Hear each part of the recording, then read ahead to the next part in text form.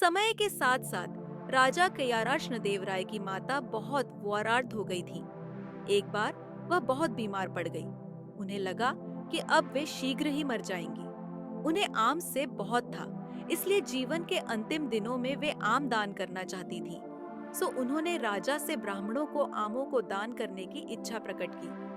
वह समझती थी कि इस प्रकार दान करने से उन्हें स्वर्ग की प्राप्ति होगी। सो कुछ दिनों बाद राजा की माता अपनी अंतिम इच्छा की पूर्ति किए बिना ही एमआर आरती को प्राप्त हो गई। उनकी एमआर आरती के बाद राजा ने सभी विद्वान ब्राह्मणों को बुलाया और अपनी मां की अंतिम अपूर्ण इच्छा के बारे में बताया। कुछ देर तक चुप रहने के पश्चात ब्राह्मण बोले, यह तो बहुत ही बुरा हुआ महाराज। अंतिम इच्छा के पूरा न होने की दशा में तो उन्हें मुक्ति ही नहीं मिल सकती। वे प्रेत योनि में भटकती रहेंगी। महाराज, आपको उनकी आत्मा की शांति का उपाय करना चाहिए। तब महाराज ने उनसे अपनी माता की अंतिम इच्छा की पूर्ति का उपाय पूछा। ब्राह्मण बोले, उनकी आत्मा की शांति के लिए आपको उनकी पुण्यतिथि पर सोने के आमों का दान करना पड़ेगा। अतः राजा ने मौ की पुण्यतिथि पर कुछ ब्राह्मणों को भोजन के लिए बुलाया और प्रत्येक को सोने से बने आम दान में दिए। जब तेनालीराम को यह पता चला तो वह तुरंत समझ गया कि ब्राह्मण लोग राजा की सरलता तथा भोलेपन का उठा रहे हैं। सो उसने उन ब्राह्मणों को पाठ पढ़ाने की एक योजना बनाई। अगले दिन तेनालीराम ने ब्राह्मणों को निमंत्रण पत्र भेजा। उसमें लिखा था कि तेनालीराम भी अपनी माता की पुण्यतिथि पर दान करना चाहता है, क्योंकि वह भी अपनी एक अधूरी इच्छा लेकर मरी थी।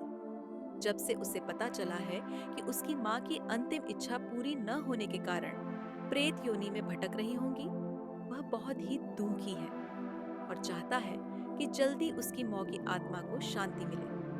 ब्राह्मणों ने सोचा कि तेनालीराम के घर से भी बहुत अधिक दान मिलेगा, क्योंकि वह शाही विदूषक है। सभी ब्राह्मण निश्चित दिन तेनालीराम के घर पहुंच गए।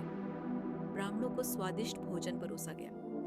भोजन करने के पश्चात सभी दान मिलने की प्रतीक्षा करने लगे।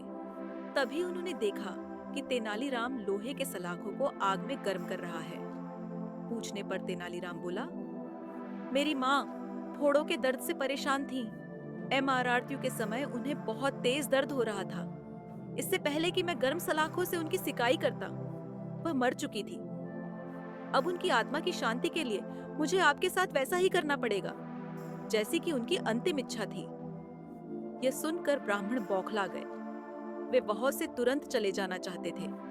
वे गुस्से में तेनालीराम से बोले कि हमें गर्म सलाखों से दागने पर तुम्हारी मौ की आत्मा को शांति मिलेगी। नहीं महाशय, मैं झूठ नहीं बोल रहा। यदि सोने के आम दान में देने से महाराज की मौ की आत्मा को स्वर्ग में शांति मिल सकती है, तो मैं अपनी मौ की अंतिम इच्छा क्यों नहीं पूरी कर सकता?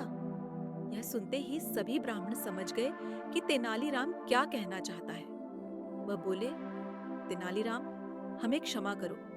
हम वे सोने के आम तुम्हें दे देते हैं, बस तुम हमें जाने दो।